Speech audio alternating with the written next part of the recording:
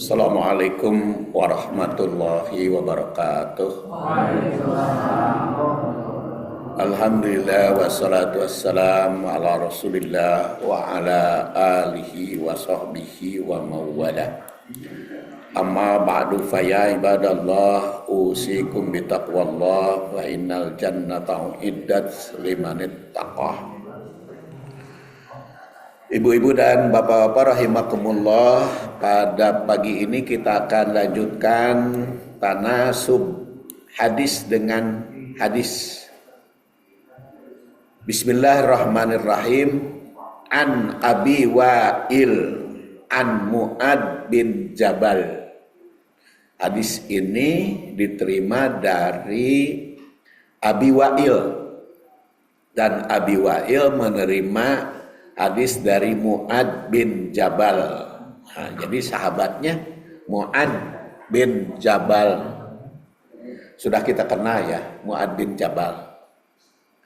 Yaitu pernah diutus oleh Rasul jadi gubernur di Yaman. Ketika Rasulullah SAW mengutus Mu'ad bin Jabal, beliau bertanya, bima tahkum, dengan apa kamu memerintah di sana? Maka beliau menjawab, bi kitabillah, ya tentu saja saya akan menghukum atau memerintah dengan kitabullah. Lalu Rasul bertanya lagi, fa illam tajid, kalau kamu tidak mendapatkan dari kitabullah, dengan apa? Maka beliau menjawab, fabi sunnati Rasulillah, maka saya akan menghukum memerintah dengan sunnah Rasul. Lalu Rasul bertanya lagi, fa illam tajid, kalau kamu tidak menemukan dalam sunnah Rasul, maka beliau menjawab, ajtahidu biro'yi, maka aku akan berijtihad dengan rasio sendiri. Nah itu peristiwa ini dijadikan dasar oleh para ulama sumber hukum Islam. Ada yang berpendapat bahwa hukum yang harus diterapkan oleh kaum muslimin itu Quran, hadis, dan ijtihad. Ijtihad biro'i. Tapi ada juga yang mengatakan Quran, hadis, ijma, qiyas. Quran, hadis sudah jelas ya. Ijma itu kesepakatan para ulama, mulai dari para sahabat, tabi'in, atba tabi'in, tabi'ul atba, sepakat itu jadi ijma. Kemudian yang ketiga, yang keempat, qiyas. Qiyas itu analogi. Analogi dari yang ada kepada hukum yang sumber yang sudah ada sumbernya. Kenapa jadi berbeda-beda? Itu penafsiran ajtahidu biro'i. Jadi ada yang mengatakan Quran, hadis, ijtihad. Dan mengatakan Quran, hadis, ijma, qiyas. Ada Quran, hadis, ijma, maslahah mursalah. Ada istishab, ada macam-macam dalil-dalilnya. Ya tergantung kepada mereka dari mana pola pikirnya, ya pola pikirnya. Bahkan ada yang bersumber kepada Quran, surat An-Nisa ayat 59. Ya ayyuhalladzina amanu atiiullah, hai orang yang beriman taat kepada Allah. Itu artinya sumber hukum Al-Quran. Yang kedua, atiur Rasul, taat kepada Rasul, artinya sumber hukum hadis. Terus wa ulil amri minkum, pemerintah atau yang memiliki kekuasaan di antaramu, maka itu dipahami ijma ulama, karena sepakat oleh pemerintah itu. Tapi kalau tidak ada dalam kesepakatan itu, maka fa in tanaza'tum fi syai'in farudhu ilallah wa rasul. Kepada berselisih, maka kembalikan kepada Quran dan hadis. Nah, mengembalikan kepada Quran dan hadis disebut qiyas. Ada yang mengatakan disebut ijtihad, disebut analogi. Itu peristiwanya dari Mu'ad bin Jabal yang bersejarah. Dia mengatakan ajtahidu biro'yi, aku akan berijtihad dengan rasioku. Maka kata Mu'ad bin Jabal, kuntu ma'an Nabi sallallahu alaihi wasallam. Aku sedang bersama Nabi sallallahu alaihi wasallam. Fi safarin, dalam suatu perjalanan. Fa asbahtu yauman, maka terjadi yauman qoriban, hari yang dekat, minhu darinya, wa nahnu nasiru. Fakultu ya Rasulullah akhbirni bi amalin, ya Rasulullah beritahu kepadaku bi amalin, dengan amal, yudkhilni al jannah, yang bisa memasukkan aku ke surga. Jadi kan seperti sering saya kemukakan, Rasul teh suka berdialog dengan para sahabat untuk menjelaskan hukum itu. Kadang-kadang beliau ditanya seperti ini, diminta gitu oleh sahabat ya. Ya Rasulullah akhbirni, ya Rasulullah aku bertanya kepadamu. Jadi Rasul itu suka bertanya jawab dengan umatnya. Jadi kalau ibu dan bapak tanya jawab, itu mengikuti sunnah Rasul. Berdialog itu. Tapi kalau tidak ada nanya, Rasul bertanya kepada sahabat, gimana kalian? Pendapat apa? Keadaan kalian, atau apa yang kalian persoalkan? Rasul yang suka nanya. Tapi kalau sahabat tidak ada yang bertanya, Rasul tidak bertanya, tidak ada peristiwa, Jibril langsung datang nanya. Ya, seperti tentang rukun agama kan? Kan itu mah Jibril langsung kepada Rasul sallallahu alaihi wasallam. Ya Rasulullah, ya Muhammad, beritahu aku tentang iman, mal iman, gitu. Mal Islam, mal ihsan tuh. Jadi kalau lamun eueuh nu nanya jempling we ya keur ngobrol keur cicing-cicing ngariung teh jempling we. Rasul teu nanya, sahabat teu nanya gitu, jempling we. Jibril nanya pada Rasul. Itu perkembangan ya. Perkembangan ilmu ya, coba we kita bayangkan. Rasulullah SAW sejak diangkat jadi Rasul itu kan umur 40, wafat tahun 63, jadi 23 tahun Rasul itu mengemban amanah itu. Tapi ya hadis Rasul kan sabrek gitu. Kitab-kitab yang tertulis itu bagaimana ya. Banyak laporan itu para sahabat tuh tentang Rasul. Ya karena begitu caranya. Ya, kalau untuk memperbaiki umat itu banyak cara. Nah seperti ini juga Mu'ad bin Jabal tuh, akhbirni bi'amalin yudkhilnil jannah wa yubaidni anin nar, dan memasukkan ke surga dan menjauhkan aku dari neraka. Faqala, Rasul menjawab, laqad sa'altani an adimin. Engkau bertanya kepadaku sesuatu yang sangat besar, yang sangat hebat. Wa annahu la yasirun ala man yassarahullah. Kan mudah kalau Allah memudahkan. Yaitu apa? Ta'budullah. Yang memasukkan surga, beribadahlah kepada Allah.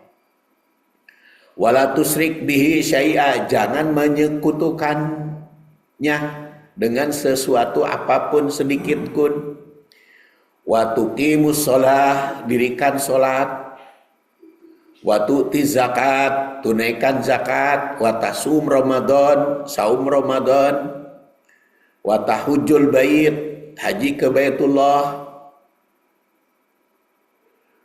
Summa qala, lalu tanya lagi, ala adulluka ala abwabil khair?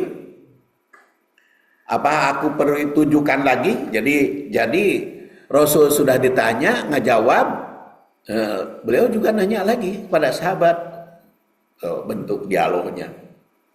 Apa perlu aku jelaskan juga pintu kebaikan, abwabul khair? Maka beliau jelaskan as-saum junnah. Saum itu junnah, perisai.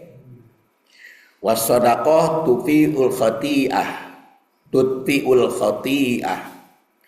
Dan sedekah itu menutupi kesalahan. Jadi sedekah itu menutupi kesalahan-kesalahan atau mareman kesalahan-kesalahan, kejelekan-kejelekan. Kama yutfi'ul ma, seperti memadamkan air, an-naro, kepada api. Ini sekaligus juga perumpamaan Rasul memberikan ilmu. Baheula mah tuh zaman Rasulullah SAW belum ada penelitian kan tentang api dan air. Belum ada pemadam kebakaran gitu, damkar, belum ada. Tapi bagaimana air memadamkan api?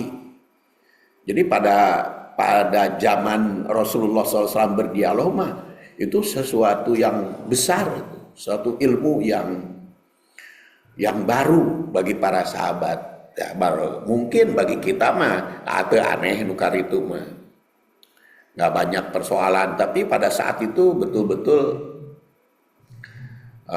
sangat sangat penting. Kemudian wasolatur rajul min jaufil lail, dan sholat di malam kegelapan. Qala summatala, kemudian dia membaca tatajafa junubuhum anil madaji yad'una rabbahum khaufan wa tama'a wa mimma razaqnahum yunfiqun fala ta'lamu nafsum ma ukhfiya lahum min qurrati a'yunin jazaa'an bima kanu ya'malun, yaitu surat Sajdah 16-17. Kemudian qala ala ukhbiruka biroksil amr, apakah aku tidak perlu beritahu kamu dengan kepala urusan, roks, kepala urusan yang paling penting, kullihi, semuanya, wa amudihi, batang atau tiangnya, wadirta samanihi, qultu bala, ya Rasulullah, iya tuh. Jadi itu dialognya banyak ya, panjang. Jadi memang makanya kenapa mengkaji hadis, mengkaji Quran perlu kajian tarikh, perlu kajian sejarah. Karena itu memberikan bantuan untuk memahami ayat dan hadis tersebut. Nah, kan ibu-ibu, bapak-bapak sering kan membaca ayat ini dalam surat As-Sajdah. Itu bagaimana? Tapi justru dibaca ayat ini berkaitan dengan hadis, tahu asbabun nuzulnya. Walaupun di kalangan ulama seperti dikemukakan oleh As-Suyuti yang wafat tahun 911 Hijriah, di kalangan ulama itu terdapat perbedaan paham, apakah al-ibrah itu bi umumil labdi atau bi hususi sabab. Ibrah pelajaran, makna atau kesimpulan dari ayat ataupun hadis itu ditentukan oleh sebab, khususnya sebab, atau bi umumil labdi. Di kalangan ulama berbeda-beda paham.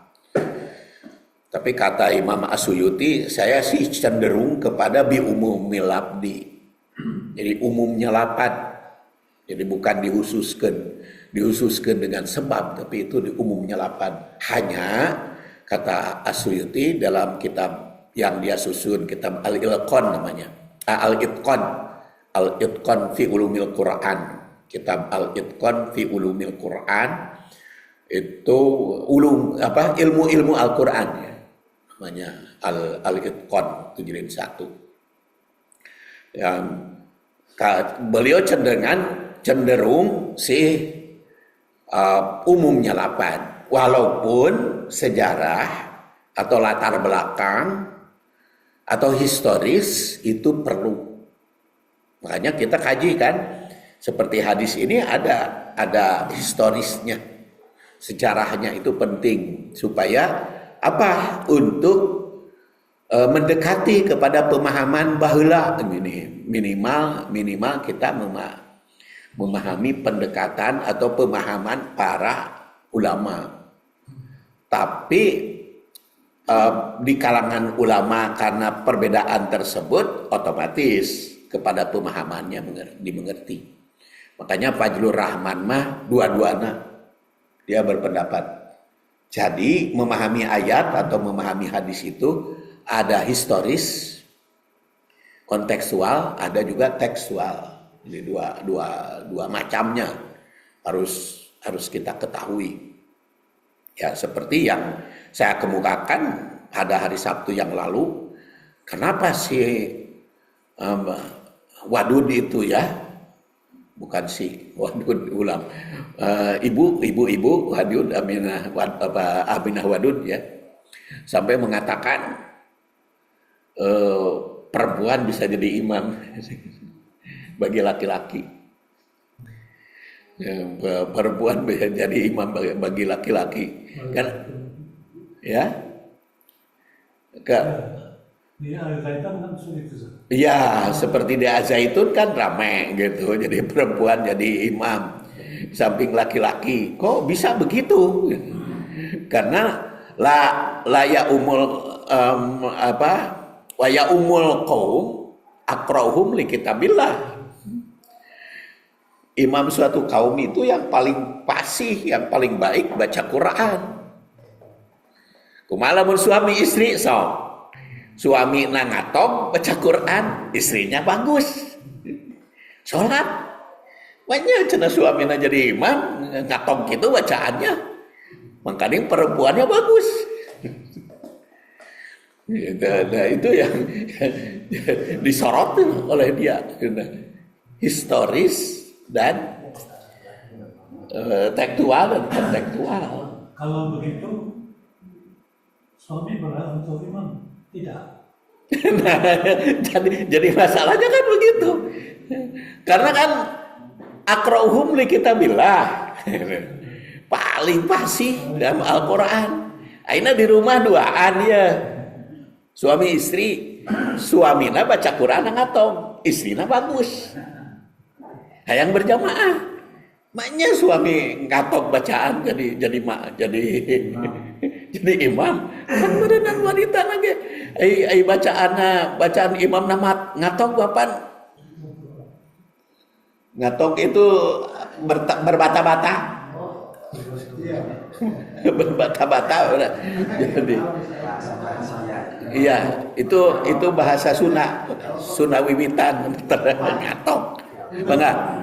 Ya, maksud kalau misalkan seperti itu kondisinya, sebenarnya yang paling utama apa sih yang harus dilakukan sebagai imam? Kayak misalnya itu pengalaman saya juga sih. Iya.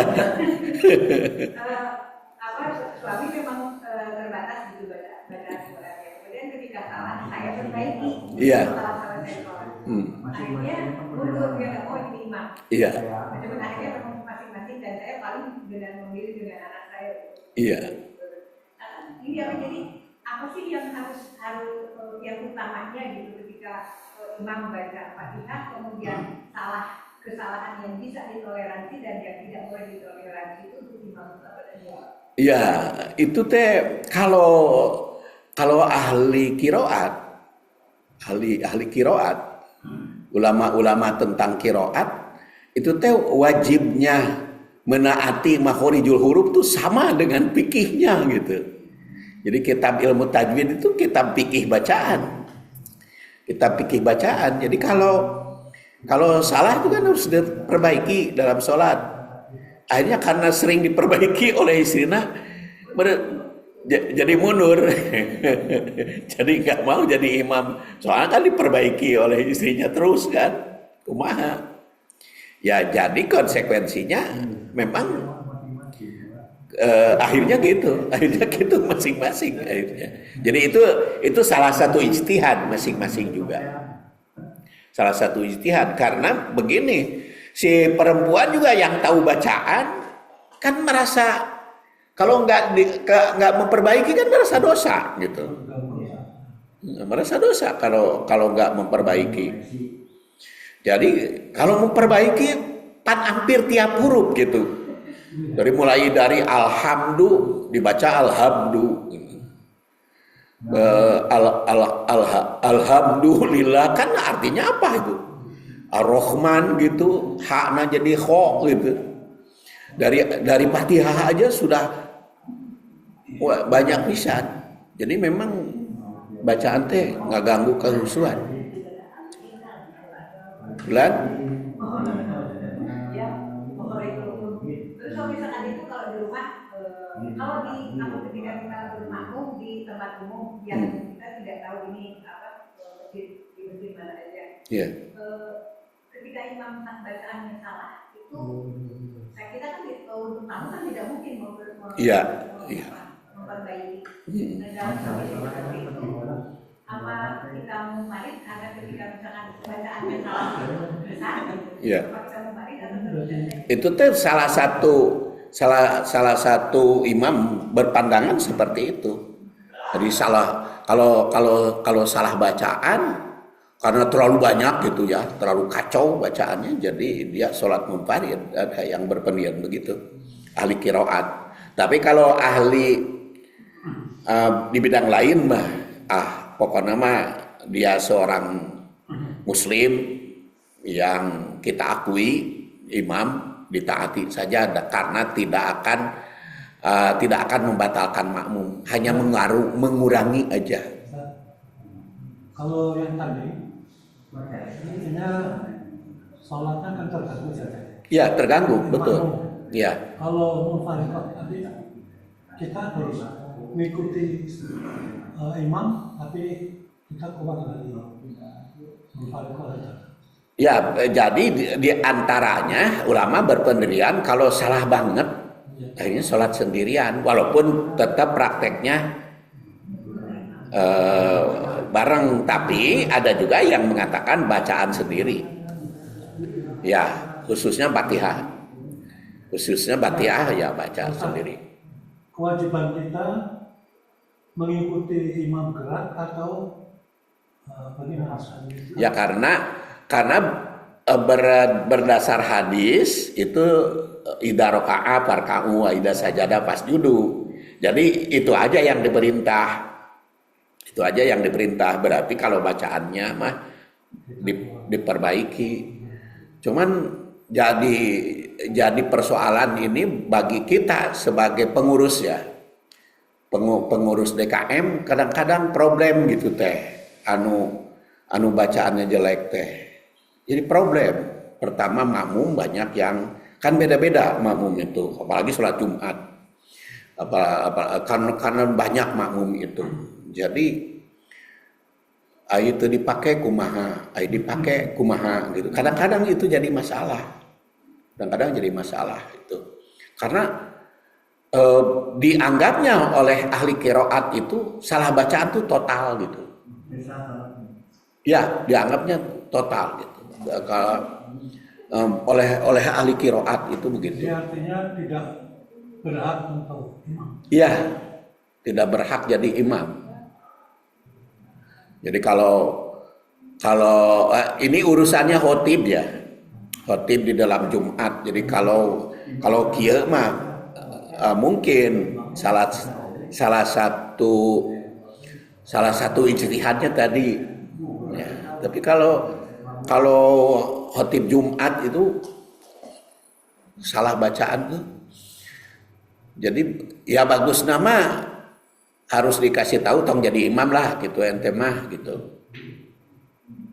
Jadi dikasih tahu. Tapi kalau demikian artinya saat menyampaikan topik juga bacaannya juga masih ngikutin yang dia miliki kan? Iya. Berat nggak jadi topik? jadi kan. Apakah lanjut atau gugur?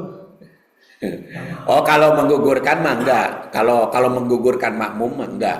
Karena kan belum saya temukan hadisnya mengatakan kalau kesalahan imam jadi gugur seluruh sholat, enggak. Hanya yang jadi persoalan tuh ketentuan jadi imam itu harus inklusif karena andai kata begini, ya udah khotib aja, imamnya yang lain, tapi kan wal imamu ya tubuh gitu, yang imam itu yang khotib gitu. Tapi kalau terpaksa, seharusnya si imam yang kurang bagus bacaannya mundur aja, ganti imam. Itu salah satu solusi. Salah satu solusi. Mangga eta mah ku bapak-bapak yang lebih berani gitu. Yang lebih berani, bukan yang lebih tahu mah banyak gitu ya. Yang lebih berani untuk memperbaiki. Itu bukan keputusan bijak, artinya memang dia harus jalan gitu kan. Iya. Kan bukan pengertian ini dia bijak banget ini, dia nggak mau, tapi memang harus saja, nggak boleh kan? Iya, makanya kalau yang bagi imam-imam yang begitu itu, tolonglah siapa yang memiliki keberanian gitu, harus memperbaiki demi kebaikan kita bersama. Ya pan lamun engke dibedoa deui pan jadi masalah. Pasti teh maju gitu. Engke lamun dibedoa deui kumaha? Jadi pasea pan.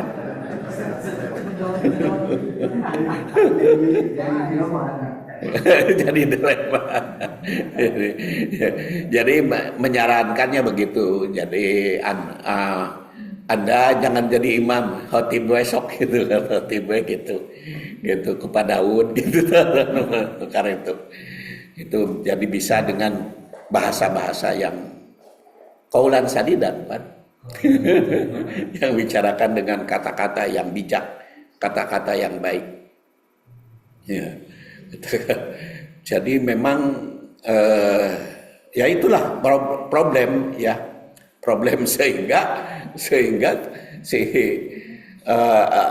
Aminah Daud mah perempuan aja jadi kalau saking pentingnya. Ya kita lihat langsung terjemahnya ya nanti. Jadi Abu Wa'il dari Mu'ad bin Jabal berkata, saya pernah bersama Nabi dalam suatu perjalanan. Suatu pagi aku berada di dekat beliau dan kami sedang bepergian. Maka saya berkata, wahai Rasulullah SAW, kabarkanlah kepadaku tentang suatu amal yang akan memasukkanku ke dalam surga dan menjauhkanku dari neraka. Beliau menjawab, kamu telah menanyakan kepadaku tentang perkara yang besar. Padahal sungguh ia merupakan perkara ringan bagi orang yang telah Allah jadikan ringan. Jadi walaupun perkara besar, tapi diamalkan. Kalau orang itu sudah dibuat keringanan oleh Allah, gampang. Yang dianggap berat itu jadi gampang, jadi mudah. Dan itu kenyataan ya. Walaupun dianggap berat, tetapi kalau dia diberi kemudahan oleh Allah Subhanahu wa taala jadi mudah. Yaitu kamu menyembah Allah dan tidak menyekutukannya dengan sesuatu apapun.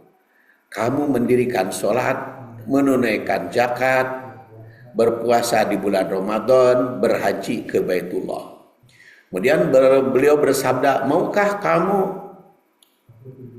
aku tunjukkan pada pintu-pintu kebaikan, yaitu saum atau puasa, adalah perisai. Dan sedekah itu memadamkan kesalahan. Sebagaimana air memadamkan api. Dan sholat seseorang pada pertengahan malam. Itu yang kita kenal dengan tahajud. Kalau musim dingin atau musim sekarang, tahajudnya harus rada awal ya. Kalau kemarin makan jam 4 masih bisa tahajud. Sekarang jam 4 geus mepet rek subuh. Iya, 45 menit geus mepet rek subuh. Kemudian beliau membaca yaitu ayat yang saya tadi bacakan. Lambung mereka jauh dari tempat tidurnya, sedang mereka berada kepada Robnya.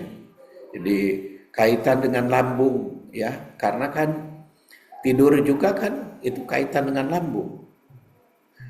Bagaimana tidur yang baik untuk lambung? Kan begitu katanya. Dipertanyakan, ternyata tidur yang baik untuk penyakit yang punya penyakit lambung, jangan tidur terlentang, nyanyigir, dan jangan tidur telungkup. Bagi yang punya penyakit lambung, tidak boleh tidur terlentang dan tidak boleh tidur telungkup. Bagi yang punya penyakit lambung. Jadi nyanyigir, nyangkere, bade ka kiri, bade ka kenca, bade ka katuhu, bade ka kenca.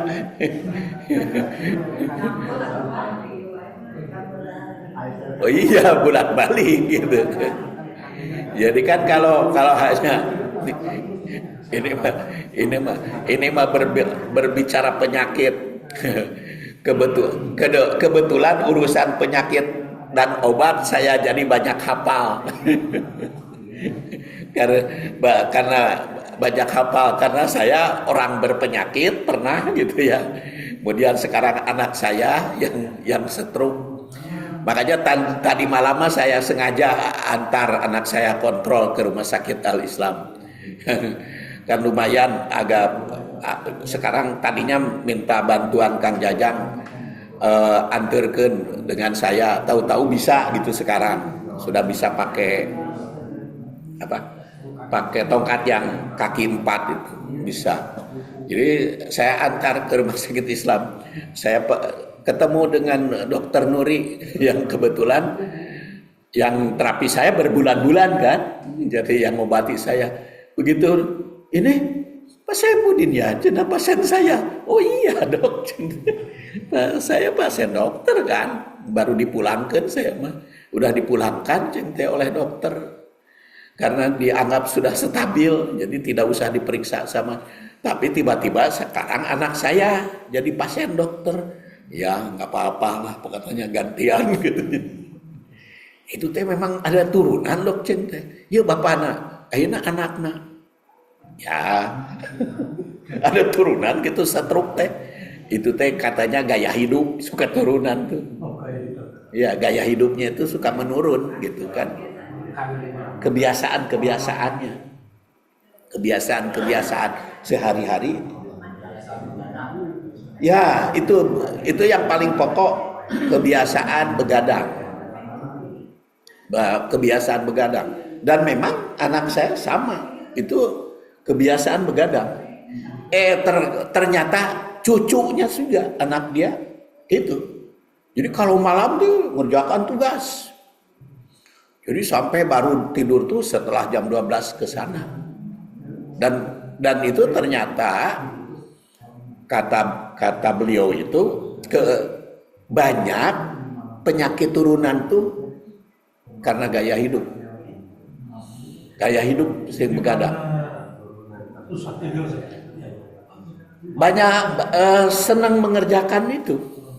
Saya kalau ngarang itu Pak dulu ya, ketika encan stroke itu ngarang itu sampai jam 2 kadang-kadang. Jadi ba'da isya itu ngarang sampai jam 2, baru bisa tidur jam 2. Tapi kalau sekarang karena stroke itu mengubah gaya hidup, saya ubah. Jadi begitu jam 9 tidur, apa namanya, nyangkere, rek ngantuk rek henteu, nyangkere we. Tur mulai mah berat itu teh. Berat. Tapi karena sekarang kalau sudah jam 9 sudah masuk tempat tidur, jadi akhirnya bisa. Jadi itu mengubah. Kalau stroke itu harus mengubah gaya hidup. Gaya hidup termasuk di dalam makanan. Kebiasaan jarang olahraga kan saya dulu. Ya, pola makan, istirahat, olahraga. Jadi kalau mana mau saya olahraga itu lebar waktu ke nulis pakai olahraga mah. Ya makanya kalau sekarang mah ini laptop, ini treadmill. Jadi nulis itu di nukangan treadmill. Jadi kalau nulis treadmill lagi terus ya, sambil olahraga. Jadi nulis jalan, treadmill, olahraga jalan, itu mengubah. Atau sepeda statis. Ya, asalnya sepeda statis. Tapi karena bermain sepeda itu, kata dokter urologi, itu mengganggu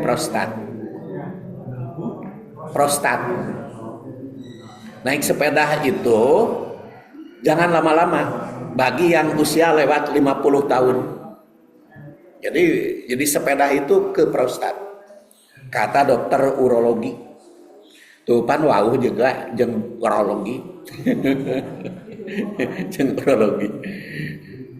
Jadi banyak hikmahnya. Baik. Tadi di dalam hadis atau Rasul menyampaikan untuk sedekah itu bisa mengeliminasi kesalahan. Ya. Nah, itu sebetulnya konteksnya yang seperti apa? Kesalahannya tidak disengaja atau termasuk sengaja tentang sedekah. Iya, ini kan khotiah ya dalam hadis itu. Dalam hadis ini bahwa sedekah itu dapat memadamkan kesalahan-kesalahan. Ini konteksnya bagaimana? Ya antara lain kalau kita berbuat salah kepada orang, lalu saya nyumbang kepada orang yang pernah kita salah kepada dia, kan mereka jadi mengampuni kan, otomatis itu. Jadi kita umpamanya pernah berbuat salah ke tetangga, lalu kita bersedekah kepada tetangga. Iya, artinya si tetangga yang pernah kita perlakukan salah kepada dia kan otomatis berubah perasaannya kan berubah. Oh geuninganan si anu teh bager ai baheula mani Tidak sengaja mungkin. ya mani pika nyerieun. Oh geuning jelema eta teh murah comcot murah bacot gitu. Jadi geuninganan memang betul bahasa Indonesianya murah comcot murah bacot kan. Jadi murah comcot itu nasi ya. Ya, comcot itu nasi yang ujungnya itu, yang runcing itu. Ya, yaitu comcot itu namanya. Ya, ada comcot. Murah bacot itu ngomong.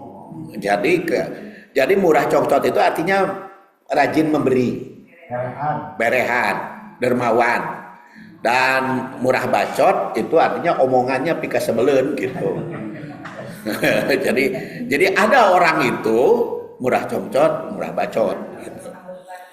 Nah, kan otomatis karena kita murah comcot, karena kita memberi, nah orang-orang yang pernah kita berbuat salah teh mengampuni. Jadi ketika omongan kita pika nyerieun kan orang-orang itu mengatakan, oh, da eta mah nya ngomong nama pika nyirieun tapi dia berehan kan, jadi gitu. Itu menghapuskan. Jadi menghapus kesalahan itu salah satunya. Ya, Kalau begitu apa hubungannya? Kan ada yang memang ikhlas memberikan sedekah. ya, Tapi apa kaitannya nanti dengan dam? Kita membuat kesalahan, bayar dengan dam. ya. Dan memang hampir kesalahan-kesalahan itu banyak dengan sedekah. Jadi itu kaitan dam juga di dalam ibadah haji. Tetapi hari haji tamatu mah, makanya tidak disebut dam, itu teh istilahnya hadyu kan. Tapi di kita di istilahnya itu dam. Dam itu kan darah artinya. Darah itu sodakoh. Jadi salah satu contoh di dalam ibadah haji, kalau ada perbuatan salah maka dendanya sodakoh. Kan banyak itu denda sodakoh. Umpamanya kita salah sumpah, ya sumpah yang harus diperbaiki kan sodakoh ibaratnya. Kemudian kita salah karena tidak bisa saum kan sodakoh, fidyah. Apalagi kalau di dalam ibadah haji melanggar ihram sodakoh. Denda-dendanya itu rata-rata sodakoh. Baru kalau tidak mampu sodakoh, saum. Jadi bukan saum dulu. Kalau denda itu sodakoh dulu. Sodakoh dulu. Kalau tidak mampu sodakoh baru saum. Seperti menyalahi janji itu sodakoh dulu. Keparatnya gitu. Keparatnya. Itu hubungan suami istri. Ternyata sedang head gitu. Tekanyahoan, maka dendanya sodakoh. Jadi bukan saum. Jadi banyak sodakoh. Jadi denda-denda. Kalau kondisinya dibalik, kan kalau misalkan seseorang itu menyakiti orang kemudian sodakoh, dirham. Tapi kalau misalkan ketika seseorang sodakoh kemudian menyakiti karena sodakohnya, sodakoh tapi Sakiti. Nah, itu dalam Quran kan, dalam surat Al-Baqarah 267. Nah, di situ kalau kita bersedekah ditambah dengan ucapan pikanyerieun, nilai sodakohnya hancur juga gitu. Jadi timbal balik gitu ya. Kalau kita berbuat salah, pikanyerieun omongan, maka dengan sodakoh. Tapi lamun urang sodakoh ditambah omongan pikanyerieun, itu juga menggugurkan sodakoh. Jadi nu bagus mah sodakoh bari ucapan hade. Karena di situ di dalam Al-Qur'an kan tegas. Ya, jadi baik ucap. Jadi kalau tadi murah congcot murah bacot itu ucapannya baik, bacotnya tapi dermawan juga gitu.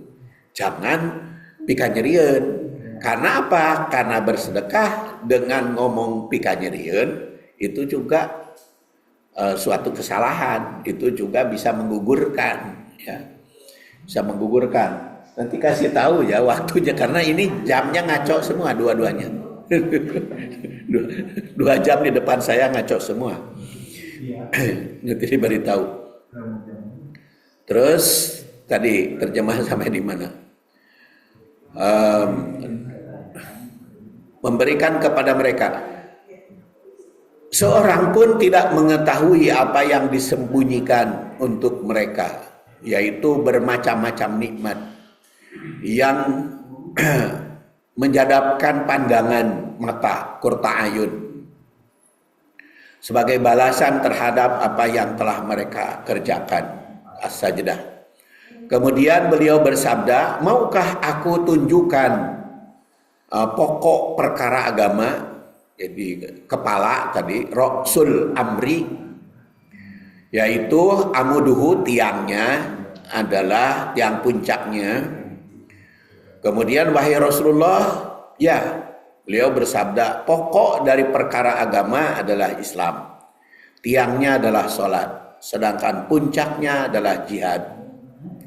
Kemudian beliau bersabda, maukah kamu aku kabarkan dengan sesuatu yang menguatkan itu semua? Aku menjawab, ya wahai Nabi.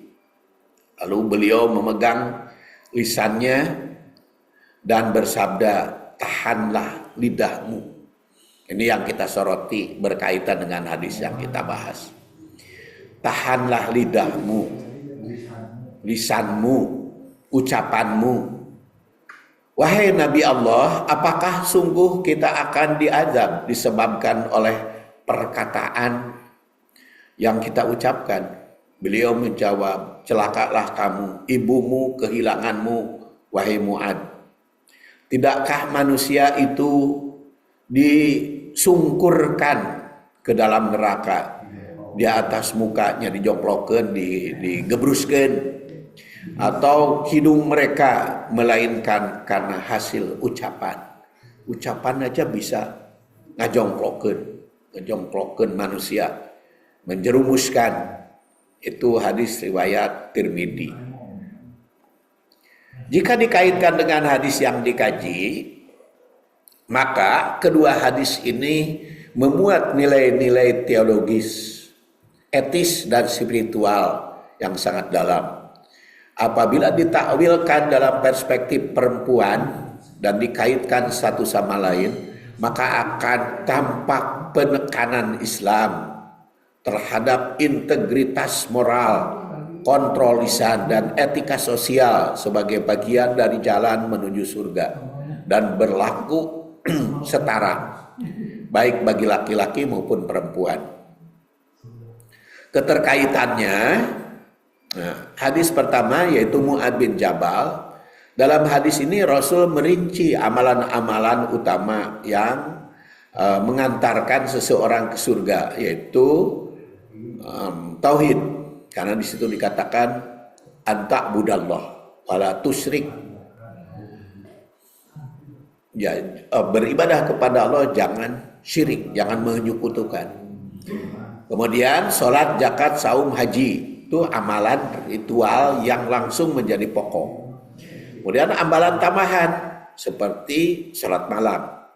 Kalau tadi sholat, zakat, saum, haji yang wajib, dan nafilahnya atau tambahannya adalah sholat malam. Sholat malam itu memang selalu dikaitkan oleh Rasulullah SAW itu, jangan lupa gitu. Sholat malam itu selalu dipesankan. Bahkan Rasulullah SAW sholat malamnya dilakukan walaupun sedang bepergian.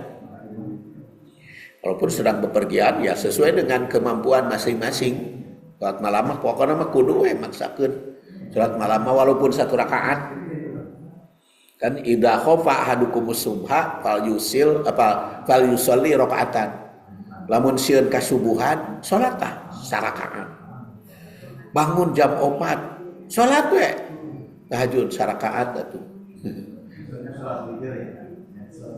Ya, mangga eta mah istilah nama macam-macam. Ya, iya, sholat witir, sholat tahajud, qiyamul lail. Jadi makanya sholat malam gitu ya, sholat malam itu bade disebut qiyamul lail, bade disebut tahajud, bade disebut witir, apalagi sholat malam. Jadi maksimal atau minimal? Minimal 1 rakaat tadi ya. Full maksimal. Maksimalnya ketika Aisyah. Ketika Aisyah ditanya, kayak sholat di Rasulullah berapa rakaat sih sholat Rasul? Maka Aisyah menjawab, makana Rasulullah SAW yajidu fi Ramadan wala fi ghairihi ala ihda asroh rakaatan. Sepengetahuan saya, kata Aisyah, Rasul itu tidak pernah melebihi 11 rakaat, baik Ramadan maupun di luar Ramadan. Nah hadis eta teh dijadikan dasar maksimal. Tapi hadis eta teh oleh ulama lain bukan dasar. Eta mah kebiasaan Rasul. Tidak melebihi 11. Makanya Rasul mah panjang-panjang bacaannya. Jadi memahami hadis itu di kalangan ulama ada sebagai batasan 11 teh, ada sebagai keumuman. Jadi keumuman artinya sholat malam teh sabaraha rakaat we katanya. Ada yang memahami seperti itu. Dah hadis eta mah bukan batasan, tapi kebiasaan Rasul. Jadi makanya kalau di bulan Ramadan di Mekah itu ada 3 periode kan. Pertama 8 rakaat, salam, istirahat. Kemudian berikutnya setelah 8 rakaat lanjut sampai akhirnya jumlahnya 23. Kelanjutan itu imamnya ganti. Soalnya Bandungan kan sekarang bisa melihat Masjidil Haram atau setiap malam juga kan ada itu sholat. Kalau Ramadan itu nanti jam 1 itu sholat lagi berjamaah di Masjidil Haram itu berjamaah. Jadi jumlah jamleh sampai 30 genep. Kalau kita berjamaah di Masjidil Haram itu. Jadi di kalangan ulama perbedaan memahami seperti itu. Tapi kumaha tuh hari abdi masih 11 teh enteng gitu. Jadi 11 itu enteng karena apa? Karena ada hadis lain. Ya. Innali ainika haqqan, matamu punya hak. Kemudian juga yang pernah saya sampaikan juga hadis ketika Salman Al-Farisi menegur Abu Dar itu yang banyak tahajudnya gitu, banyak sholat malamnya sehingga mengurangi tidur. Maka kan disuruh oleh Salman itu, kamu kan matamu juga punya butuh tidur, jadi diatur itu. Jadi tidur jangan kurang, ya jangan kurang. Ya, kata ibu kan 8 jam ya sehari semalam. Jadi kalau kata Pak Nur Hadi kan ada tidur siang. Nah tidur siangnya itu berapa? 30 menit atau 1 jam. Kalau tidur siangnya 1 jam berarti kan malam 7 aja, 7 jam. Sesana naon taker sholat malam sabaraha rakaat, mau 11 tapi aplet atau mau banyak. Nah itu mangga perbedaan di dalam memahami tadi. Tapi diingatkan jangan sampai mengganggu tidur. Jangan sampai mengganggu ke tidur tuh, tidur minimal harus terpenuhi gitu. Tidur minimal harus terpenuhi. Mangga we tamat haruskeun ka dokter. Ibu tidur, bapak tidur harus berapa jam sehari semalam? Yang ideal 8 jam. Ya, yang ideal kata Pak 8 jam. Jadi kalau 8 jam kan masih banyak waktu.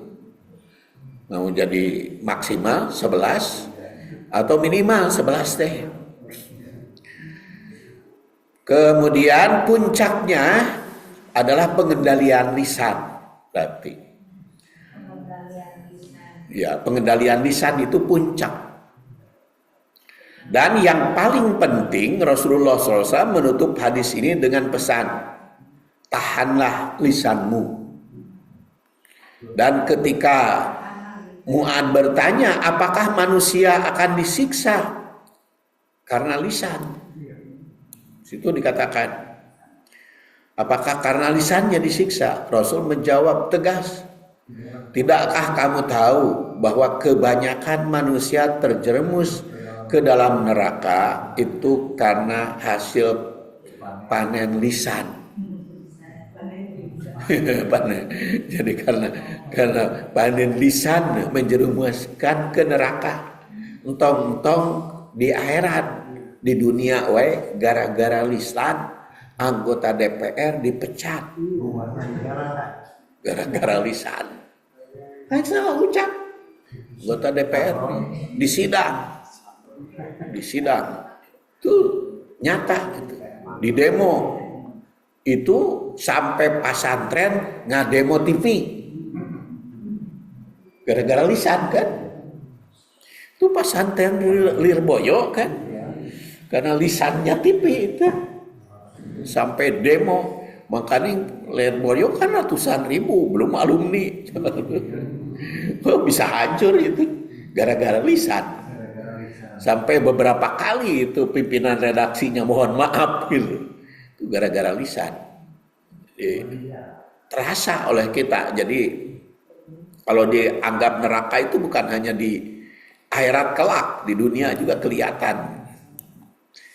Jadi kemudian hadis kedua ya, yang sedang kita bahas, hadis kedua teh. Kalau hadis pertama yang barusan gitu. Kalau yang hadis kedua, hadis ini menyebut dua perempuan kan. Yang pertama rajin ibadah, yaitu tapi lisannya jelek, neraka. Dan yang kedua adalah tidak rajin tetapi lisannya baik, surga. Jadi takwil hadis dalam perspektif perempuan yang kita bahas, kesalehan ritual itu dapat jaminannya surga.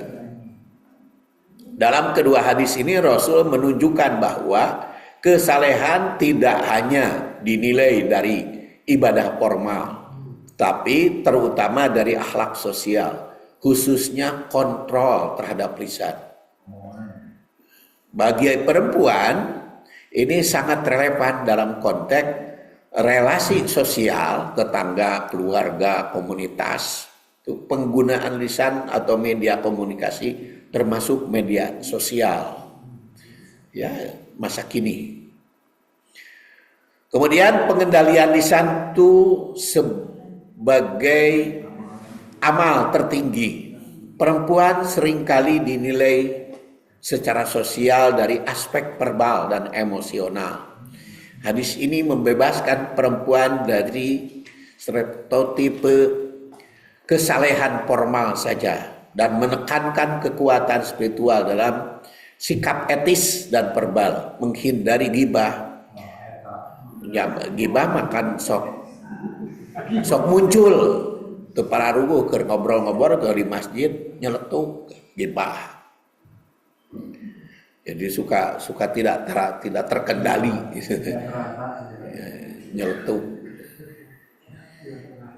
Dan kemudian karena menyebarkan kebaikan, tadi nama mereka hibur gitu, kadang-kadang aku goreng batur. Itu kadang-kadang kan gitu. Jadi ngaheureuykeun apalagi ya body shaming itulah karena fisik ya. Itu. Kemudian etika sosial sebagai jalan keselamatan. Hadis kedua menunjukkan bahwa perempuan yang tidak banyak ibadah sunnah tetapi baik lisan dan hubungannya dengan tetangga justru mendapatkan balasan surga. Ini menegaskan inklusivitas rahmat Allah. Menegaskan bahwa perempuan dengan peran domestik atau minimum akses ibadah karena tanggung jawab rumah tangga tetap bisa mulia di sisi Allah melalui etika dan sikap baiknya. Kemudian teologi perempuan dalam teologi feminis yang kita bicarakan, seperti dalam pemikiran Aminah Wahdud tadi atau Asma Barlas atau Fatimah Sidat atau Anak King, itu para pejuang ya, para pejuang yang Aminah Daun Manu jadi imam dia perempuan, saking hebat gitu, yang diprotes, makanya Aminah Daun tuh bisa masuk ke Jakarta tentang. Jadi ketika dipanggil ke Jakarta kan diprotes itu. Pindah Daud. Jadi tegas etis dan peran sosial perempuan yang kadang menghalangi pelaksanaan ibadah formal tetap diakui dan bernilai tinggi. Islam tidak menilai perempuan dari performa ritualistik semata, tapi dari komitmen moral dan kemaslahatan sosial. Kesimpulan dari keterkaitan hadis ini, kedua hadis ini dalam perspektif perempuan mengoreksi asumsi bahwa hanya perempuan yang taat ibadah lahiriah yang mulia, maka itu dikoreksi. Menekankan bahwa amal hati dan lisan itu serta interaksi sosial justru menjadi tolok ukur keselamatan. Mendorong perempuan untuk aktif dalam etika sosial, bukan hanya ritual sebagai jalan menuju surga. Hadis ini juga memberi ruang spiritual dan kemuliaan kepada perempuan dari latar belakang apapun, terutama mereka yang mungkin tak mampu banyak ibadah sunnah karena peran gender yang mereka emban. Maka jika Anda menginginkan versi naratif atau tulisan akademik dari takwil ini, bisa kita susun ya. Nah, kemudian analisis korelasi. Dalam diskursus keagamaan klasik, kesalehan seringkali diukur melalui pelaksanaan ibadah ritual seperti sholat, saum, atau puasa, zakat. Namun hadis Nabi SAW menampilkan dimensi lain dari kesalehan, yaitu akhlak dan menghindarkan diri, khususnya mengendalikan lisan. Kemudian perspektif ini memberikan ruang ya, baru dalam teologi perempuan. Jadi hadis-hadis berikut itu menjadi dasar Mu'adz bin Jabal yang sedang kita bahas. Kemudian teks dan makna hadis Mu'adz bin Jabal menyatakan Rasulullah SAW menjelaskan bahwa inti dari agama adalah Islam. Pilar utama sholat, puncaknya jihad. Namun semua itu tergantung pada satu hal, pengendalian lisan. Jadi walaupun bagus ibadah, iman segala macam, ada kunci perbaikan, yaitu pengendalian lisan. Penggunaan lisan yang tidak terkontrol itu menjadi sebab utama manusia terjerumus ke dalam neraka. Nah, maka hadis Abu Hurairah yang sedang kita bahas menyatakan seorang perempuan disebut rajin sholat, puasa dan sedekah, tetapi menyakiti tetangga, neraka. Dan yang kurang baik dalam itu jaminannya adalah surga. Ini saya beralih ke naskahnya. Ya.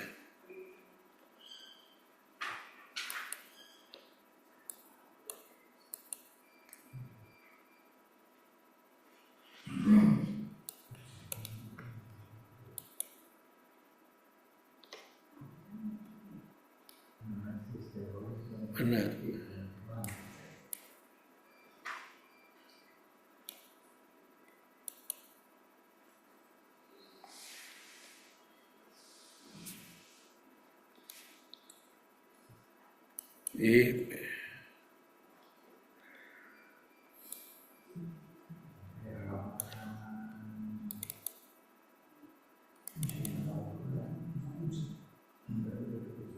Halaman berapa?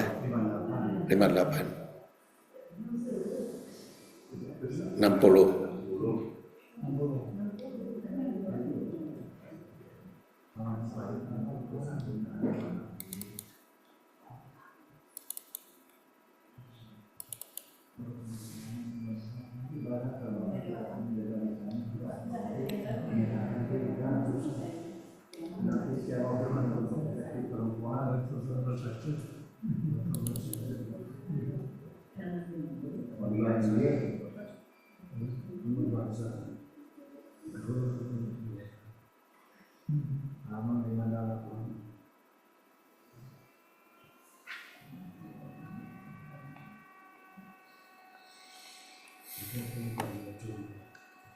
58 60. Bagian dia itu analisis teologis. Analisis teologis. Ya. Ya. Jadi pendekatan feminis dalam studi agama itu merupakan suatu transformasi kritis dan perspektif gender sebagai kategori analisis utamanya. Jadi analisis teoritis, kesalehan ritual bukan satu-satunya ukuran. Hadis-hadis yang membongkar anggapan bahwa kesalehan ritual adalah satu-satunya indikator takwa. Nah, bagi perempuan yang seringkali menjalankan peran ganda dalam ruang domestik dan publik, hal ini sangat relevan. Jadi, tugas rumah tangga, itu kehamilan dan pengasuhan, sering membatasi keterlibatan dalam ibadah sunnah. Namun, Islam memberi apresiasi pada bentuk kesalehan lain, itu akhlak. Kemudian pengendalian lisan. Ya. Saya langsung ke hadis berikutnya. Narah tereh tamat. Hadis masih dari Abu Hurairah. Qala Rasulullah sallallahu alaihi wasallam, "Man kana yu'minu billah wal yaumil akhir fala yu'di jarahu. Wa man kana yu'minu billah wal yaumil akhir fal yukrim dhaifahu. Wa man kana yu'minu billah wal yaumil akhir falyaqul khairan aw liyasmut." Di sini yang dipanggil man kana yu'minu billah, barang siapa yang beriman kepada Allah wal yaumil akhir. Pertama, fala yu'di jarahu, jangan menyakiti tetangga. Wa man kana yu'minu billah wa yaumil akhir fal yukrim dhaifahu, muliakan tetamu. Wa man kana yu'minu billah wa yaumil akhir falyaqul khairan aw liyasmut, ucapkan baik atau diam. Nah, hadis ini memberikan parameter iman. Jadi bukan hanya ibadah, tetapi juga menjaga hubungan baik. Hubungan baik pertama adalah dengan tetangga, karena itu pala yu'di jarahu, atau jangan menyakiti.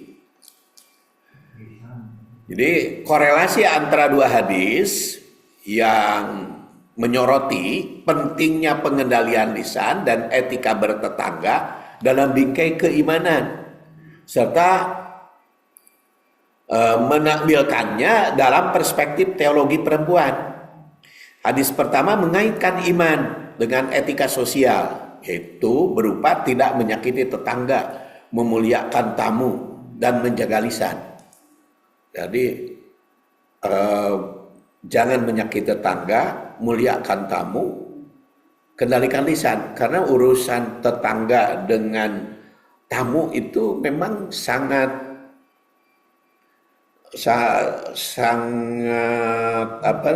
mudah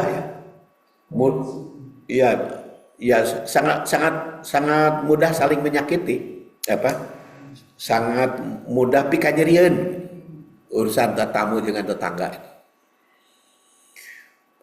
Otomatis punya hak dan tanggung jawab, baik tanggung jawab sebagai pribumi maupun sebagai tamu, masing-masing punya hak dan tanggung jawab. Seperti tamu itu kan ada di dalam hadis lain. Tamu itu berapa hari sih yang harus kita muliakan? Kan itu pernah ditanyakan kepada Rasulullah. Apa itu? Tamu itu berapa hari? Makanya ya mana muna sebulan bulanan. Maka Rasulullah sallallahu alaihi wasallam 3 hari.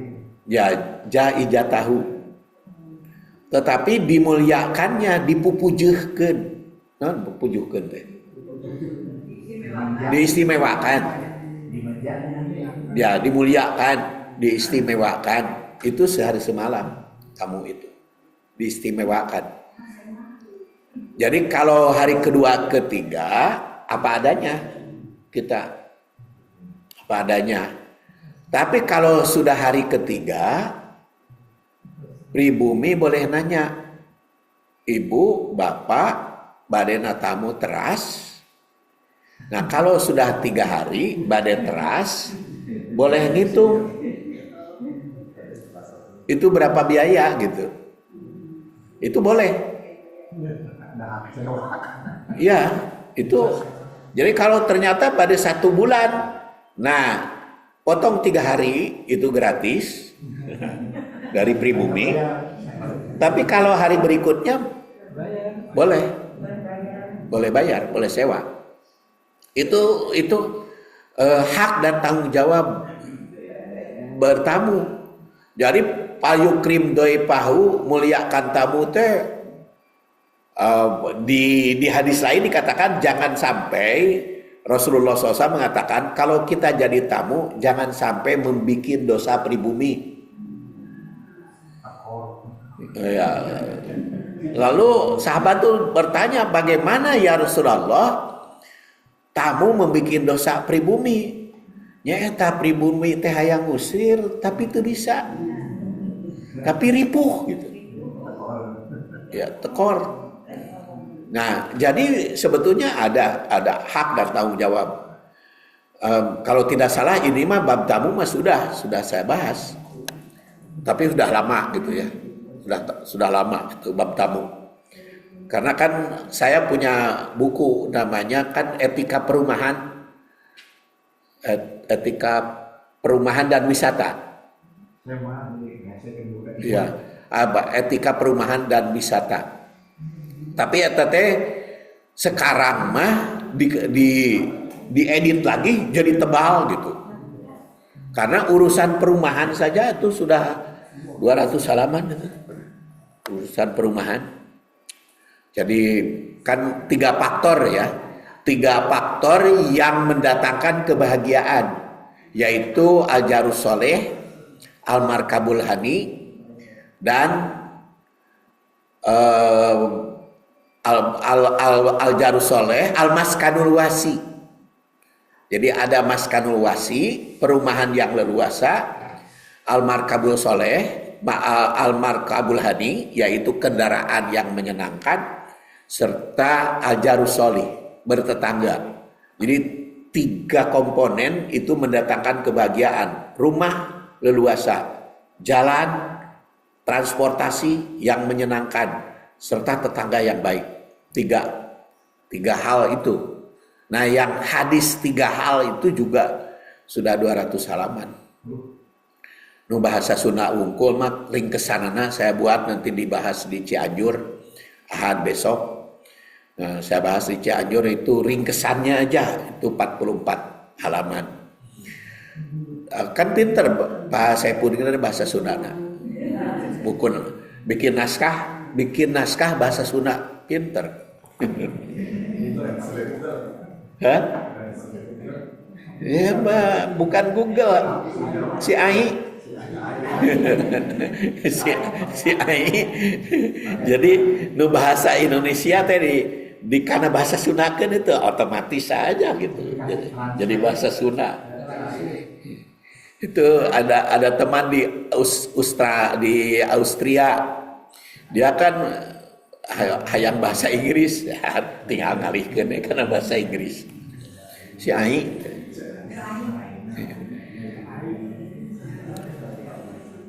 AI.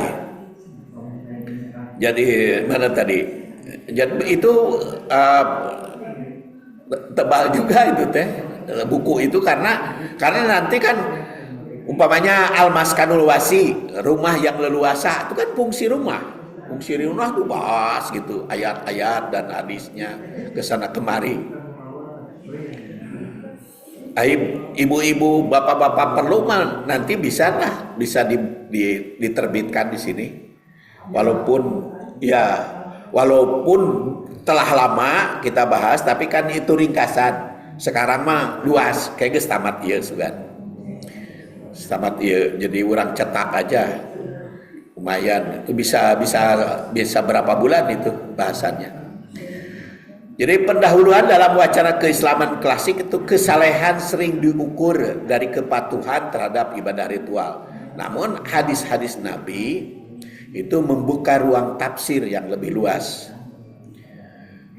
Nah, hadis pertama tadi, man kana yu'minu billah wal yaumil akhir fala yu'di jarahu. Wa man kana yu'minu billah wa yaumil akhir fal yukrim doifahu. Wa man kana yu'minu billah wa yaumil akhir fal yaqul khairan aw liyasmut. Ini disebut hadis pertama ya. Hadis keduanya yang sedang kita bahas. Nah, hadis kedua diriwayatkan oleh Abu Hurairah yaitu tentang neraka dan surga. Nah, korelasi tematik antara kedua hadis yaitu satu, keimanan dan akhlak sosial. Kedua hadis menyatakan bahwa iman kepada Allah dan hari akhir harus terefleksi dalam akhlak kepada sesama, khususnya tetangga. Kedua, pesan lisan. Hadis pertama menekankan pentingnya berkata baik atau diam. Sedangkan hadis kedua menunjukkan akibat buruk dari lisan yang menyakiti meskipun dibarengi dengan ibadah yang banyak. Nah, kemudian ketiga, etika bertetangga. Keduanya menegaskan bahwa hubungan baik dengan tetangga merupakan indikator keimanan yang sejati. 4. Konsekuensi akhirat.